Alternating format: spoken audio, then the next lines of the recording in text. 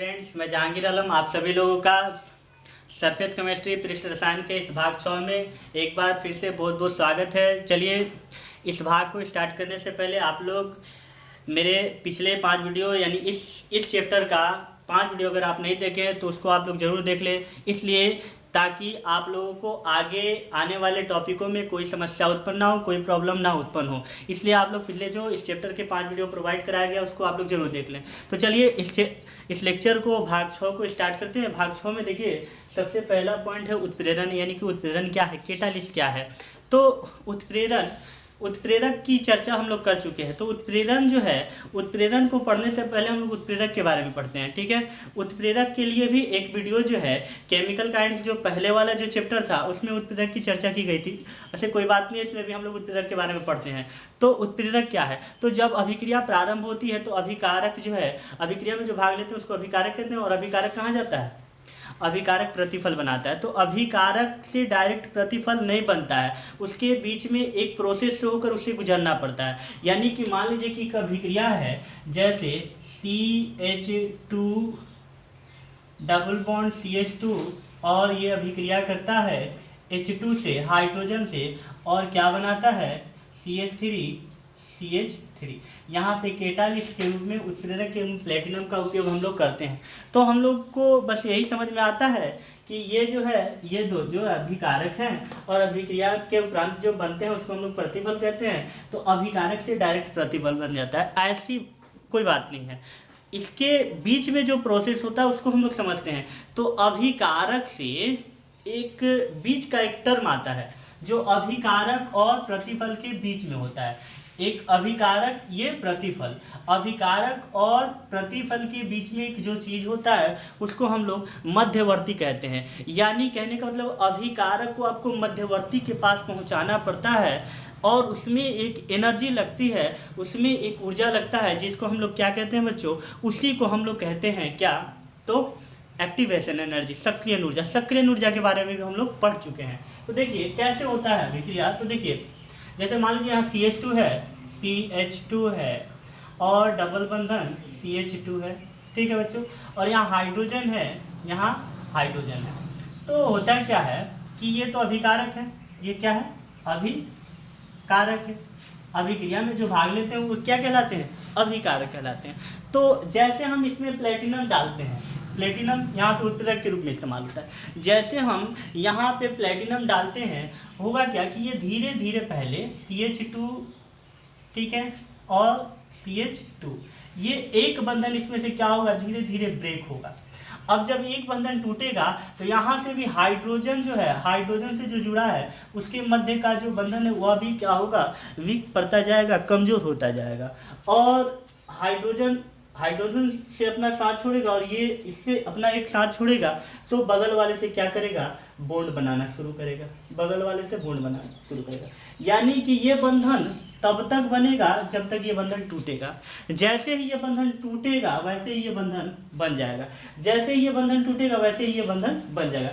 तो ये बंधन टूटेंगे, ये बंधन टूटेंगे तो क्या हुआ, CH2 और सिंगल बंधन CH2 और जुटा क्या, H, जुटा क्या, H। तो इसको ही हम लोग क्या लिखे हैं, CH3 सिंगल बंधन CH3H। तो हम लोग देखें क्या कि अभिक्रिया जब भी लिखते हैं, समीकरण, केमिकल रिएक्शन जब भी हम लोग लिखते हैं तो क्या करते हैं कि यहाँ से यहाँ, इसी को हम लोग केमिकल रिएक्शन में दर्शाते हैं। यानी केवल अभिकारक को और क्या, प्रतिफल को ही दर्शाते हैं हम लोग। लेकिन अभिकारक और प्रतिफल के बीच में एक टर्म होता है जिससे अभिक्रिया को गुजरना होता है। ये अभिकारक है और ये आपका प्रतिफल है, और अभिकारक और प्रतिफल के एक बीच में जो होता है उसको हम लोग कहते हैं मध्यवर्ती। क्या कहते हैं बच्चों, मध्यवर्ती कहते हैं।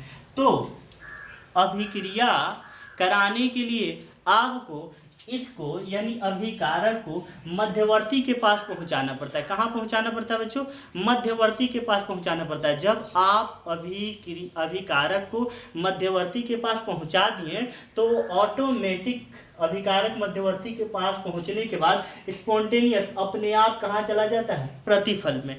तो आप अभिकारक से मध्यवर्ती तक पहुंचाने में एक ऊर्जा की खपत होती है जिसको हम लोग सक्रिय ऊर्जा कहते हैं, जिसकी चर्चा पिछले वाले चैप्टर में की जा चुकी है।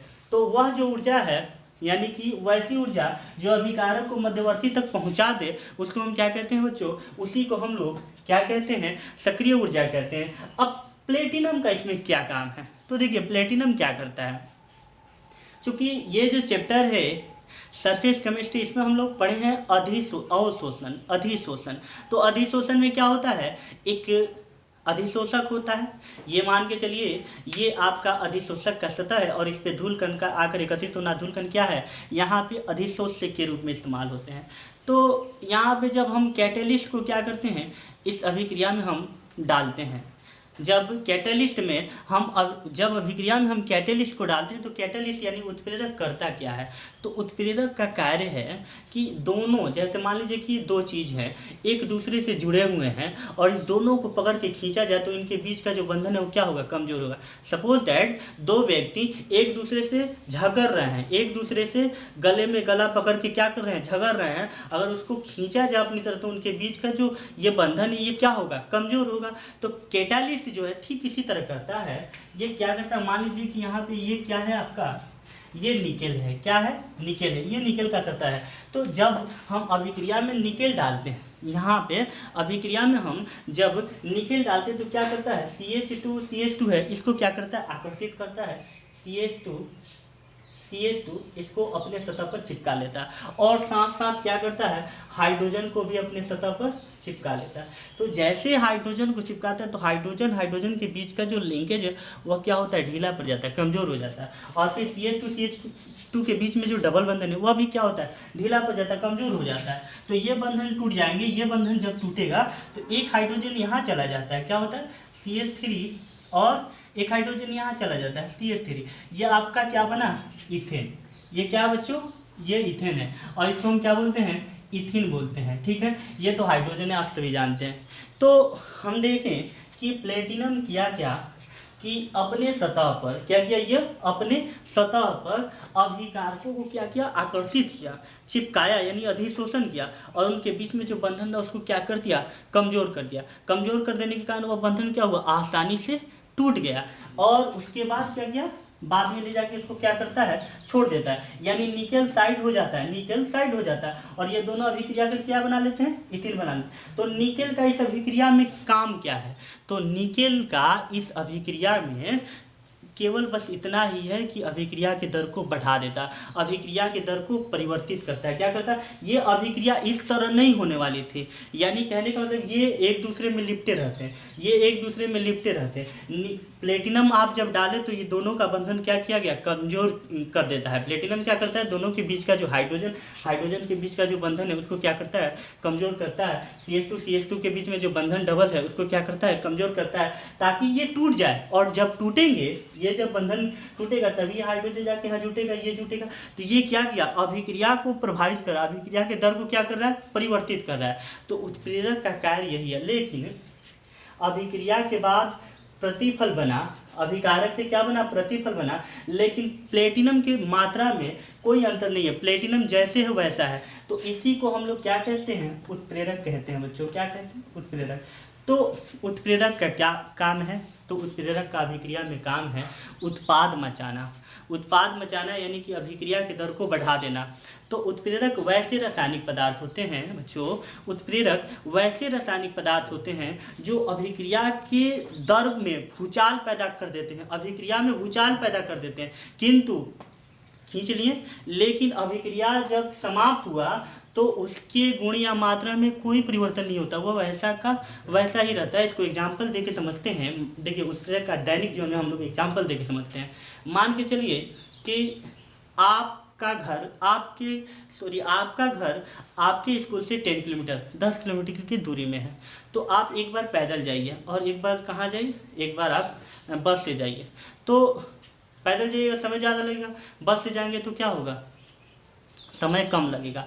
बस क्या करता है, आपकी रफ्तार को बढ़ा देता है, लेकिन उसके गुण या मात्रा में कोई परिवर्तन नहीं होता है। उसका काम यही है कि आपको घर से उठाए और स्कूल पे डाल दे, क्या तो तेजी से, यानी कि अभिक्रिया के दर को बढ़ा दे, लेकिन इस बस पे कोई इफेक्ट नहीं पड़ने वाला, बस के गुण या मात्रा में कोई परिवर्तन नहीं होगा। तो ठीक अभिक्रिया में जिस प्रकार हमारे घर से स्कूल जाने में बस कार्य कर रहा है, ठीक उसी प्रकार अभिक्रिया में अभिकारक से उत्पाद तक पहुंचने में अभिक्रिया को, मतलब अभिक्रिया के दर को बढ़ाने का काम किसका काम है, उत्प्रेरक का। तो उत्प्रेरक किसे कहते हैं बच्चों, तो वैसे रासायनिक पदार्थ, क्या वैसे रासायनिक पदार्थ जो अभिक्रिया के दर को क्या करता है, बढ़ा देता है, किंतु अभिक्रिया समाप्ति के पश्चात उसके गुण या मात्रा में कोई परिवर्तन नहीं होता है। वह पदार्थ जो रासायनिक अभिक्रिया के वेग को क्या करे, परिवर्तित कर दे, परंतु अभिक्रिया समाप्ति के पश्चात उसके गुण या मात्रा में कोई परिवर्तन नहीं होता,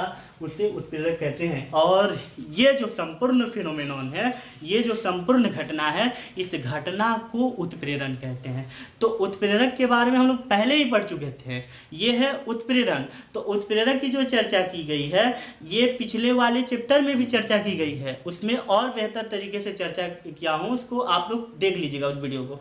तो उत्प्रेरक की जो घटना है, यानी कि यह जो प्रोसेस है, यही प्रोसेस, यही क्रिया उत्प्रेरण कहलाती है। उत्प्रेरक एक बार फिर से बच्चों, क्या, जैसे मान लीजिए कि कुछ अभिक्रियाएं जो हैं वह कमरे के ताप पर नहीं होती। जैसे मान लीजिए कि आपको यहाँ से अमेरिका जाना है, क्या आपको यहाँ से अमेरिका जाना है, अब मान लीजिए कि स्कूल जाना था तो पैदल चले गए, यानी कि समय ज़्यादा लगा और आप पहुँचे, लेकिन प्रतिफल के पास यानी स्कूल के पास सब पहुंच गए, लेकिन आपको यहाँ से अमेरिका जाना हो और बोल दिया जाए पैदल जाइए, पैदल जा पाइएगा, संभव है।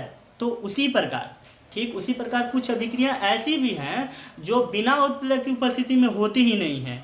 यानी कि आप ठीक उसी प्रकार, जिस प्रकार आप यहाँ से अमेरिका जाना चाहते हैं तो आपको फ्लाइट से जाना पड़ेगा, या बस से आप जाइएगा, फ्लाइट से जा सकते हैं, फ्लाइट से जाना पड़ेगा। तो यानी कि यहाँ आपको एक कंडीशन है कि आपको यहाँ से, यानी कि आपके घर से अगर अमेरिका जाना हो तो फ्लाइट का यूज कीजिएगा आप। यानी इसी प्रकार, यानी कहने का मतलब यह संभव नहीं है आपका कि पैदल होकर आप पैदल से आप अमेरिका चले जाएं, तो यानी यहाँ पे आप फ्लाइट को यूज कीजिएगा। तो उत्प्रेरक का भी कार्य यही है अभिक्रिया में, यानी अभिक्रिया को पॉसिबल बनाना, यानी कि अभिक्रिया के दर को बढ़ा देना। यानी कुछ अभिक्रिया संभव नहीं है तो उत्प्रेरक क्या करता है, उस अभिक्रिया को संभव करा देता है। तो देखें हम लोग क्या किया, ये एथीन है, यह हाइड्रोजन है, इस तरह यह अभिक्रिया नहीं होती। इसमें हम क्या डाल दिए, प्लेटिनम डाल दिए। तो प्लेटिनम क्या करता है कि हाइड्रोजन हाइड्रोजन के बीच का जो बॉन्ड है और CH2 के बीच का जो बॉन्ड है, उस बॉन्ड को क्या करता है, कमजोर करता है। हाइड्रोजन के बीच का बॉन्ड क्या होता है, कमजोर होता है। और हम जानते हैं कि जब हमारा लिंकेज अगर किसी और से टूटे तो हम अकेला नहीं रहना चाहते हैं, किसी और से बॉन्ड बनाते हैं। तो जाहिर सी बात है, हाइड्रोजन जो है अपना बॉन्ड अपने से तोड़ रहा है तो दूसरे से क्या करता है, लिंकेज करता है। और इसी प्रकार CH2 के बीच में एक बॉन्ड जब टूट रहा है तो दूसरे के साथ क्या करता है, लिंकेज करता है, यानी बॉन्ड बनाता है। तो ये बंधन टूट जाएंगे, ठीक है, और ये बंधन जुट के ये बनाएगा। ठीक है बच्चों, आप लोगों को ये टॉपिक समझ में आया होगा। तो इसको आप लोग नोट समझिए। उत्प्रेरण क्या, वैसे रासायनिक पदार्थ जो अभिक्रिया के दर को प्रभावित करे यानी परिवर्तित कर दे, किंतु उसके गुण या मात्रा में कोई परिवर्तन ना हो, उसे उत्प्रेरक कहते हैं। और वह जो घटना है, वह जो क्रिया है, उसको हम क्या कहते हैं बच्चों, तो उसको ही हम लोग उत्प्रेरण कहते हैं। अब हम लोग नेक्स्ट टॉपिक पढ़ते हैं, उत्प्रेरक वर्धक। उत्प्रेरक वर्धक क्या है, तो जैसे मान लीजिए एक हाबर प्रक्रम प्रोसेस है, अमोनिया बनाने का एक बहुत ही बेहतरीन तरीका है हाबर प्रक्रम, हाबर प्रोसेस, ठीक है ना। तो वह उस विधि में क्या होता है कि हाइड्रोजन जो है, तो नाइट्रोजन जो है हाइड्रोजन से अभिक्रिया करता है और क्या बना लेता है, अमोनिया बना लेता है। इसको हम लोग बैलेंस कर देते हैं, ठीक है, क्या करता है, नाइट्रोजन हाइड्रोजन से अभिक्रिया करके अमोनिया बना लेता है। और यहाँ पे हम लोग उत्प्रेरक के रूप में लोहे का इस्तेमाल करते हैं। क्या, किसका इस्तेमाल करते हैं बच्चों, तो लोहे का इस्तेमाल करते हैं। लोहा क्या करता है, इस अभिक्रिया के दर को परिवर्तित कर देता है। यह जो है क्या है, यहाँ पे उत्प्रेरक है, तो लोहा यहाँ पे उत्प्रेरक है। तो लोहा क्या है, उत्प्रेरक का। उत्प्रेरक का काम क्या है, अभिक्रिया के वेग को बढ़ाते, अभिक्रिया के दर को परिवर्तित करे। तो उत्प्रेरक का कार्य है अभिक्रिया के दर को परिवर्तित करे, यानी अभिक्रिया के दर को जो प्रभावित करता है उसको हम उत्प्रेरक कहते हैं। लेकिन जो उत्प्रेरक को प्रभावित करे, यानी कि उत्प्रेरक को बढ़ा दे, उत्प्रेरक की जो क्रियाशीलता है, यानी कि अभिक्रिया की क्रियाशीलता जो बढ़ा रहा है उसको हम उत्प्रेरक कहते हैं। लेकिन इसकी क्रियाशीलता, उत्प्रेरक की जो क्रियाशीलता बढ़ा दे उसको हम लोग उत्प्रेरक वर्धक कहते हैं। उत्प्रेरक वर्धक किसे कहते हैं बच्चों, तो वह पदार्थ जो उत्प्रेरक की उत्प्रेरण क्षमता, उत्प्रेरक की उत्प्रेरण क्षमता को क्या कर देता है, बढ़ा देता है, उसे हम लोग क्या कहते हैं, उत्प्रेरक वर्धक कहते हैं। तो यहाँ पे हावर प्रक्रम विधि में ये नाइट्रोजन हाइड्रोजन अमोनिया ये अभिकारक है, और ये क्या है, अमोनिया यहाँ पे क्या है, प्रतिफल है। तो इसमें लोहा क्या है, उत्प्रेरक है, और उत्प्रेरक की जो क्रियाशीलता है, उत्प्रेरक के उत्प्रेरण की जो क्रियाशीलता है, इसको बढ़ाने का कार्य करता है मोलिब्डेनम या V2O5। V2O5 बच्चों वेनेडियम पेंटाऑक्साइड है, वेनेडियम पेंटाऑक्साइड बोल सकते हैं इसको। तो ये जो है इसका काम क्या है, इसकी क्रियाशीलता को बढ़ाना, इसका काम क्या है, ये उत्प्रेरक है। यहाँ पे ये क्या है, उत्प्रेरक है, और ये क्या है, ये है उत्प्रेरक वर्धक। क्या है, उत्प्रेरक वर्धक। तो उत्प्रेरक का काम अभिक्रिया की क्रियाशीलता को बढ़ा देना, और उत्प्रेरक की जो क्रियाशीलता बढ़ाता है उसको हम क्या कहते हैं बच्चों, उत्प्रेरक वर्धक। तो हम लोग इसको नोट कर लेंगे, उत्प्रेरक वर्धक क्या है, तो वह पदार्थ जो उत्प्रेरक की उत्प्रेरण क्षमता को क्या कर देता है, बढ़ा देता है, उसको हम क्या कहते हैं, उत्प्रेरक वर्धक कहते हैं। ठीक है ना। MO यानी मोलिब्डेनम, V2O5 यानी वेनेडियम पेंटाऑक्साइड। देखिए अब आते हैं हम लोग उत्प्रेरक विष का काम क्या है। तो पॉइजन हम जानते हैं कि अगर हम पॉइजन खा लें तो हमारी क्रियाशीलता बढ़ेगी कि घटेगी, यह हम भली भांति जानते हैं। तो विष का काम है कि अगर हम लेते हैं तो क्या होता है, हमारी क्रियाशीलता धीरे धीरे कम हो जाती है और हम मर जाते हैं। तो ठीक उसी प्रकार है कि जब अभिक्रिया में उत्प्रेरक विष डालते हैं तो ये क्या करता है, उत्प्रेरक को मार देता है, यानी कि उत्प्रेरक की क्रियाशीलता को क्या करता है, घटा देता है। ये उत्प्रेरक की क्रियाशीलता को बढ़ा देता है और ये उत्प्रेरक की क्रियाशीलता को घटा देता है। जैसे इसको हम एग्जाम्पल देके समझते हैं। जैसे मान लीजिए कि लोहा है, ठीक है, क्या है, लोहा है। अब देखिए, अब इस पे लोहा पे किसको आगे चिपकना है, नाइट्रोजन और हाइड्रोजन को। किसको, नाइट्रोजन और हाइड्रोजन को। तो ये क्या करता है, इसके बीच के बंधन को क्या करता है, कमजोर करता है। ये क्या करता है, हाइड्रोजन के बीच के बंधन को कमजोर करता है। तब ये कमजोर होकर क्या होते हैं, ये अपने में टूटते हैं और एक दूसरे से क्या होते हैं, जुट के क्या बना लेते हैं, अमोनिया बना लेते हैं। ये उत्प्रेरक का कार्य है। लेकिन जैसे होगा क्या कि जब हम लोहा को हवा में रखेंगे तो इस पर क्या होगा, H2S या CO carbon monoxide, H2S hydrogen sulphide, इसकी परतें क्या होगी, इस पे आके क्या हो जाएगी, जम जाएगी। तो जब इसकी परतें इस पे आके जम जाएगी तो N2 और H2 जो है इसके सतह से आके चिपकेगा नहीं, और जब Fe के यानी कि लोहा के सतह के संपर्क में अगर N2 और H2 ना आए तो फिर इसके बीच में बंधन कमजोर करने वाला तो यही है। और जब ये इसके संपर्क में आएगा ना तो बंधन कमजोर कैसे करेगा, और जब बंधन कमजोर नहीं कर पाएगा तो अभिक्रिया का वेग तो घट जाएगा ना, अभिक्रिया का वेग परिवर्तित नहीं होगा, यानी कि बढ़ेगा नहीं। तो उत्प्रेरक का काम है इसको खींचना, इसके बीच के बंधन को तोड़ना और अभिक्रिया के दर को बढ़ा देना, और इसकी क्रियाशीलता को जो बढ़ाता है वह उत्प्रेरक वर्धक कहलाता है। लेकिन कुछ ऐसे तत्व हैं, हाइड्रोजन सल्फाइड, कार्बन मोनोऑक्साइड, ये क्या है, इसके सतह पर आ जाते हैं और इसको इसके करीब नहीं आने देते हैं। तो ये इसकी क्रियाशीलता को बढ़ा नहीं रहे हैं, इसकी क्रियाशीलता में कमी ला रहे हैं, नहीं इसकी क्रियाशीलता को क्या करते हैं, घटा देते हैं बच्चों। तो उत्प्रेरक वर्धक, तो वह पदार्थ जो उत्प्रेरक के उत्प्रेरण क्षमता को बढ़ा देता है उसे उत्प्रेरक वर्धक कहते हैं, और उत्प्रेरक विष वह पदार्थ जो उत्प्रेरक की उत्प्रेरण क्षमता को घटा दे, ये बढ़ा दे और ये घटा दे, उसको हम क्या कहते हैं, ये उत्प्रेरक विष घटाने का कार्य, उत्प्रेरक वर्धक ये बढ़ाने का है। तो बच्चों ये जो है आज भाग 6 में आज के लिए इतना ही। और एक बार फिर मैं आप लोगों से अपील करता हूं कि मेरे चैनल को आप लोग ज़रूर सब्सक्राइब करें। अगर वीडियो अच्छा जा रहा है तो लाइक करें, कोई समस्या है तो कमेंट करें और ज़्यादा से ज़्यादा शेयर करें। ठीक है, आज के लिए इतना ही। आप लोग इसको नोट कर लीजिए। धन्यवाद।